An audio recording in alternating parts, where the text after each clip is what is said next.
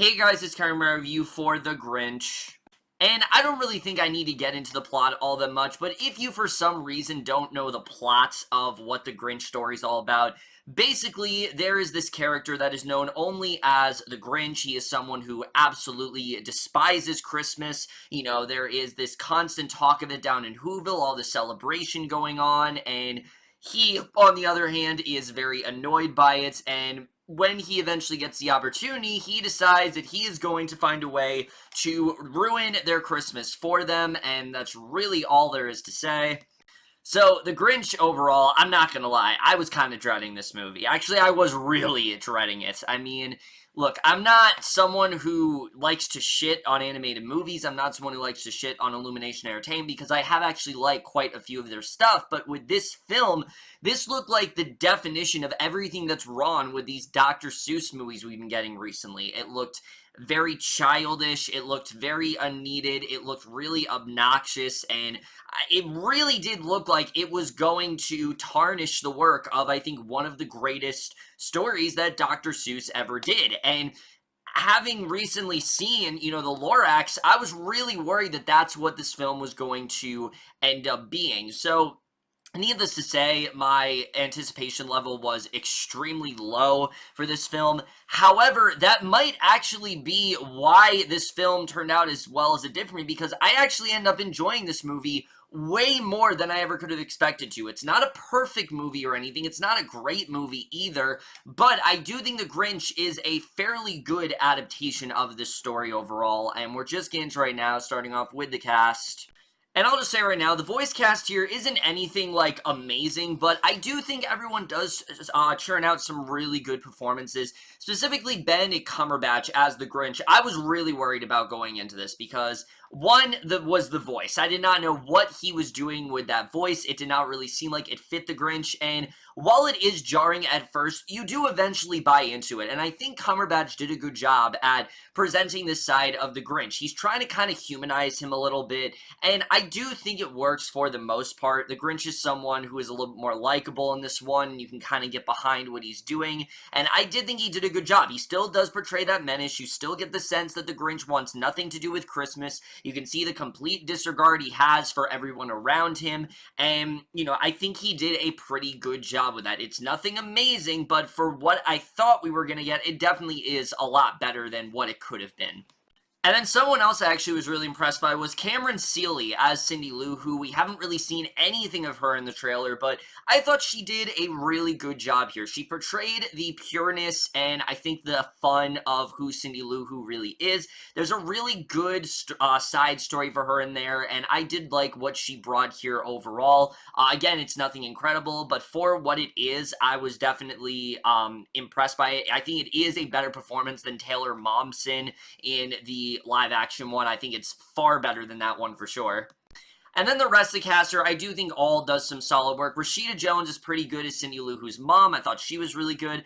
Kenan Thompson, a lot of people have talked about him. Really great in this movie. Honestly, I would love to see Kenan Thompson do more voice work after this film because he plays a character of Brickleberry, who is this very sort of happy-go-lucky sort of character that is really starting to annoy the Grinch, and he just seems like he wants to befriend him, and I thought he was definitely a lot of fun. I like what Thompson really brought to the table here, and like I said, I really would love to see more of him in other animated films after this, because he definitely does have a big, bright future in that. Angela Lansbury I thought was pretty good here. The one that I was a little bit concerned about was Pharrell. I'm not gonna lie, I thought Pharrell actually did a pretty good job narrating the story. It kind of did feel like an audiobook at points, but it seemed like he was into it. He brought the heart that I think it really needed, and it didn't feel as out of place as I expected to be. So the caster overall, I was impressed by. I think everyone did do as good of a job as they could, and that is definitely something I will give this film. So now we get to the directing and the writing, which going into this film, that was easily my biggest concern. I was really worried that they were going to water down the story and they were going to cater it to kids and they were going to forget to have that heart and that message that's in there, and thankfully they don't. I actually was impressed by the directing here. They did a good job of retaining the tone that we know the Grinch to have. You know, the tone in this movie, it is very silly at points, and I do think the comedy actually did work quite well at points. There's a lot of good good humor in this movie, at least for me. There were definitely enough stuff I was laughing at. But the thing I think the movie nailed even better is the heart. The heart is absolutely in there. There's a lot of touching moments in this movie, and that was something that really impressed me. I thought they were going to strip it entirely of that. You know, something like the Lorax completely missed the point of what it was supposed to be, and I'm happy to say that the Grinch doesn't do that. The Grinch very well understands, you know, what kind of story this should be, and I'm glad that the directors here, Scott Mosier and Yarrow Cheney, very well did echo that. That's something that I really enjoyed here. But the writing as well in this film, I do think is fairly well done. Story itself is well presented here. It definitely is a good story. You know, the film understands very well that they don't really have to change too much from the Dr. Seuss story, and that's something I did really enjoy, because while I enjoy Jim Carrey's portrayal of the Grinch in that live-action film, the biggest problem with that movie is they changed so much to the story that it was unrecognizable. It didn't feel like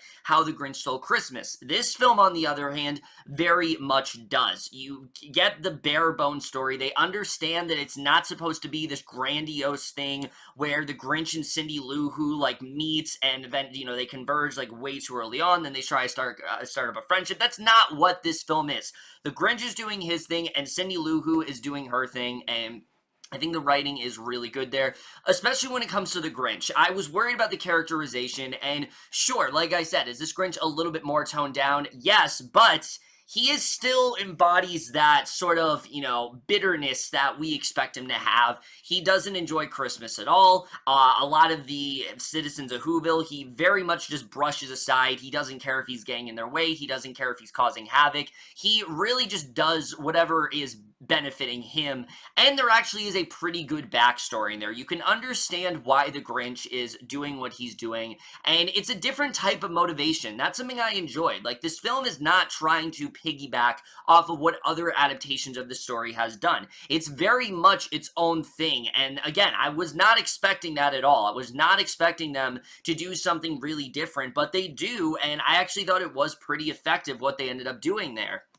And the same with Cindy Lou Who. Cindy Lou Who does have a different type of backstory going on here. In this one, she is a mom who's, like, very hardworking. She's trying to balance having all of these kids and things like that. And Cindy Lou Who really wants her to take a break from that. You know, so that is basically what she is going to end up asking to Santa. And there's a really cute subplot in there with her and her friends and them trying to find a way to, you know, capture Santa so Cindy Lou Who can then ask him to, you know, help her mom. And I thought it was a very good subplot. It's a lot of fun to watch. And like I said, Seeley does a really good job, but I do think that, you know, going off of that, you know, her performance aside, I still think it is a very strong subplot. And it's much different than what they do with Cindy Lou Who in the live action one. Again, this film realizes that you don't need to change her character all that much. She's supposed to and be very pure, and she still is in this movie, and they don't really change that at all. And I was overall very impressed by that.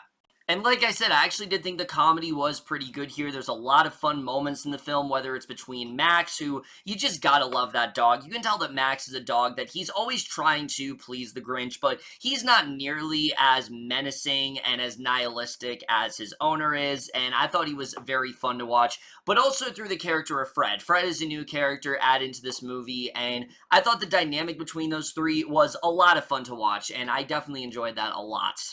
However, while I do think there is some really great writing in this film, a lot of the changes that are made in this film, they don't work as well as I think they could have. The Grinch's backstory, for example, while it does make sense, and while I do think it's understandable why the Grinch would detest Christmas as much as he does, and they do something different, and I appreciate that, it's really not delved into all that much. It's only brought up a couple of times, and it's good. It's a good motivation, but I really wish they would have leaned a little bit more into his past. Maybe it's because the live-action film did that a lot better, that I wish that they could have done a little bit more of that here, because I really did not think the motivation in the live action one was nearly as good as the one here. However, I do wish they dived into this as much as they did in the live action one, because I felt like it was just missing that extra something. It was missing that story that really got us to understand who the Grinch was, and I wish they could have done just a little bit more with that. Did definitely fall a bit flat for me. And some of the new characters they add here don't really have a lot to do. I already touched upon Kenan Thompson, who, like I said, I did enjoy his presence in the movie and thought he was fun, but at the end of the day, I just kind of sat there like, what was really the point of this character? I mean, you already have Cindy Lou Who, someone who, like I said, is supposed to embody the heart and the fun of Christmas and, you know, be very pure and things like that.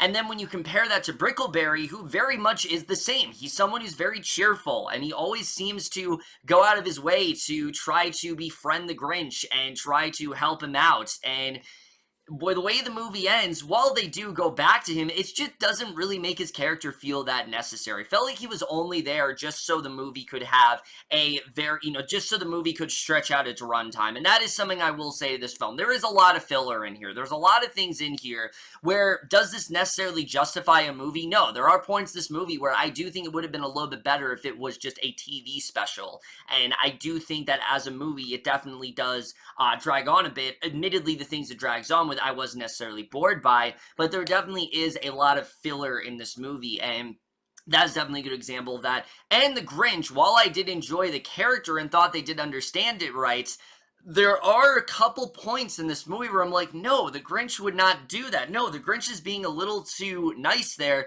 And there's one particular point in the movie where I thought the Grinch, he started to get it a little too soon. He is eventually obviously supposed to wake up and his heart's supposed to grow and things like that, but it happened a little too soon in this movie. And I do think that was a mistake overall. And I do think they could have done a little bit better with that. But writing aside, the animation here, let me just say, is gorgeous. I loved the animation in this movie. It's very colorful. It definitely gives you that Christmassy feel. Even if it is November, this movie did kind of give me that Christmas cheer that I really did not think it was going to. It actually did a pretty good job with that, and I was impressed by the animation. It does look very well, and that is something I will give Illumination. They always do animate their films really well here, and especially when you compare it to the Lorax, which I do think is one of their weaker efforts in terms of animation, it's a lot better here, and I enjoyed it a lot. Also, I will say, the look of Whoville is much better in this film. I mean, they actually look like people. They look normal in this movie, and that was one of my biggest flaws with the live-action one. I know I keep comparing them, but you just kind of have to with this, because, it is the second adaptation, and the thing this film does so much better is it understands that the Grinch is supposed to be this horrendous-looking creature, and everyone else is supposed to be so pure, and it doesn't try to make everyone else look like these anthropomorphic beings that are way creepier than the Grinch even looks. So that alone is, I think, something that this film very much does improve upon. And the second I saw Whoville and the way it was supposed to look, I'm like, yes, that is correct. That is the way you're supposed to go about it. The look of Cindy Lou Who, the look of her mom, everything about that, it looks really good, and I was very impressed by the way everything did look there. The score by Danny Elfman I also thought was fantastic. It was very magical when it needed to be, but it was also very dark when it needed to be on the Grinch's side of things, and I enjoyed the score a lot. And they do a good job with actually giving some of the familiar cues to the story that I was not expecting. We do hear Welcome Christmas in this movie. We do get to hear You're a Mean One, Mr. Grinch. Now, that being said, however, while I do enjoy the fact that the film does retain that stuff, the problem is that when you cut back to Tyler the Creator, because, the movie, like I said, for the most part, it's very fun. It is very much respecting the Dr. Seuss story. So when we hear Tyler the Creator, it does not fit in this movie. I get what they were trying to do. They were trying to, I guess, trying to gravitate it more to a more contemporary audience, but His songs do not fit in this movie. It's very out of place. I don't know why it was here, and anytime it came on, it very much did take me out. And again, I think that's something that they very much could have left out of the film. I enjoy Tyler, the Creator, but not in a Grinch movie. That does not fit here at all. And it by far has the worst rendition of You're a Mean One, Mr. Grinch I've ever heard. I mean, it is really... Again, maybe on its own it would have been fine, but in the context of the movie, it does not fit at all, and I don't really know why it was here. The editing for me, I did think the film was a little too short. Like I said, I think they could have dived into some stuff a little bit more, and especially some of the side characters could have had a little more to do, but for the most part, I did think it was well-paced. I wasn't really bored with this movie. I was having fun with it for the most part. And that is what I will give The Grinch. It is a fun, fluffy film that is definitely much better than I expect it to be. It does a good job of retaining the story. It has a good backstory in there. It has some good stuff between him and Cindy Lou Who. It recognizes the faults of some of the previous adaptations, but it's also trying to do its own thing. And while some of it does work really well, a lot of it does, some of it does fall flat. It's not a perfect adaptation, but if you're looking for something that is a lot of fun and something that will give kids a nice message, I do think it is a good film for them. I think it's a much better adaptation than it really could have been, and I am going to give The Grinch overall a B-. So yeah, like I said, this was not nearly as disastrous as I expected to be. I really went into this thinking this was going to be one of the worst animated films of the year, and maybe that's why it impressed me as much as I did, but this really was not too bad at all. I really do think this is one of the better animated efforts out there right now, but that's it for my review. Hope you guys enjoyed the most. You guys saw this one overall. If your thoughts, and we'll see you guys in my next video, and we'll see you guys for that. Okay, bye. You got termites in your smile. You have bubble to the sweetness of a seasick crocodile.